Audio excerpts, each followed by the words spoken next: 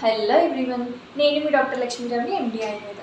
Rainy season అనగానే మనకి నేరేడు పండ్లే గుర్తొస్తాయి కదా. దాని యూజెస్ ఏంటి అనేది ఈరోజు చూద్దాము. ఫస్ట్ దాని యూజెస్ తెలుసుకునే కంటే ముందు రెయినీ సీజన్లో బాడీలో వచ్చే చేంజెస్ ఏంటి అనేది చూడాలి. సో మనకి సమ్మర్లో చాలా ఎక్కువ హీట్ ఉండడం వల్ల బాడీలో అదంతా అక్యుములేట్ అయిపోయి ఉంటుంది. అక్యుములేట్ అయినంతా రెయినీ సీజన్కి వచ్చేసరికి విషియేట్ అయిపోతుంది. దానివల్ల మనకి గ్యాస్ట్రైటిస్ కానీ, బ్లీడింగ్ డిజార్డర్స్ కానీ, డయేరియా కానీ, సమ్ కైండ్ ఆఫ్ ఫీవర్స్ కానీ ఇవన్నీ మనం చూస్తూ ఉంటాం రెయినీ సీజన్కి వచ్చేసరికి.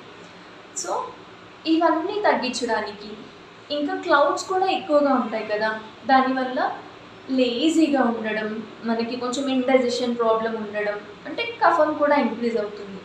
ఆల్రెడీ సీజనల్ వైజ్గా ఇంక్రీజ్ అయిన పిత్తం, కఫం, ఇవి రెండింటిని తగ్గించడానికి మనకి నేరేడు పండ్లు అనేవి చాలా బాగా యూజ్ అవుతాయి. దాంట్లో మనకి విటమిన్ సి ఉంటుంది, ఫ్లావనాయిడ్స్ ఉంటాయి, యాంటీ ఆక్సిడెంట్స్ ఉంటాయి. సో ఇవన్నీ ఉండడం వల్ల ఇమ్యూనిటీ బూస్టర్ లాగా యూజ్ అవుతుంది. కాబట్టి మనకు వచ్చే ఇన్ఫెక్షన్స్ అన్నిటి నుంచి కూడా మనల్ని కాపాడుతుంది. కానీ ఎక్కువగా తీసుకోవడం వల్ల కొంచెం వాతం ఇంక్రీజ్ అవుతుంది కాబట్టి బ్లోటింగ్ వచ్చే ఛాన్స్ కనిపిస్తూ ఉంటుంది మనకి. కాన్స్టిపేషన్ కానీ, బ్లోటింగ్ కానీ చాలా ఎక్కువగా తీసుకుంటే మాత్రమే. లేదు, నార్మల్గా సీజనల్ ఫ్రూట్ లాగా మనం కన్జ్యూమ్ చేస్తే మాత్రం చాలా మంచి బెనిఫిట్స్ ఉంటాయి దీనికి.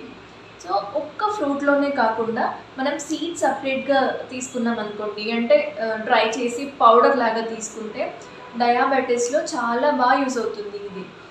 అదేవిధంగా బార్క్ని కషాయం చేసుకొని యూజ్ చేసుకుంటే అది మనకి స్టిప్టిక్ లాగా యూజ్ అవుతుంది. సో ఎక్కడన్నా వుండ్ ఉన్నప్పుడు మనకి బ్లీడింగ్ అవుతుంది అనుకోండి, బార్ కషాయంతో దాన్ని వాష్ చేసేస్తే కంపల్సరీగా బ్లీడింగ్ అనేది స్టాప్ అవుతుంది.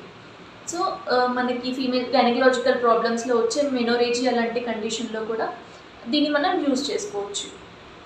పైల్స్, ఫిస్టులా లాంటి ప్రాబ్లమ్స్లో బ్లీడింగ్ అవుతుంటుంది కదా, కొంచెం బ్లీడింగ్ పర్ రెక్టమ్ ఉంటుంది కాబట్టి అలాంటి కండిషన్లో కూడా ఈ బార్క్ కషాయాన్ని యూజ్ చేయడం వల్ల మంచి రిజల్ట్ అనేది చూస్తాము. సో అదే కషాయాన్ని ఓరల్గా మనం గార్గిలింగ్ చేసామనుకోండి, ఓరల్ హెల్త్కి యూజ్ అవుతుంది, గమ్ హెల్త్కి యూజ్ అవుతుంది. కామన్గా చాలామందికి మౌత్ అల్సర్స్ అవుతూ ఉంటాయి కదా, అలాంటి కండిషన్లో కూడా మనం ఇది గార్గిలింగ్ చేస్తే చాలా మంచి రిజల్ట్ ఉంటుంది. సో దాంట్లో ఫైబర్ కంటెంట్ కూడా, అంటే ఫ్రూట్లో ఫైబర్ కంటెంట్ కూడా ఎక్కువ ఉంటుంది కాబట్టి మనకి గట్ ఫ్రెండ్లీగా ఉంటుంది. సో డిసెంట్రీ కానీ, డయేరియా కానీ ఇలాంటి కండిషన్స్లో చాలా బాగా యూజ్ అవుతుంది.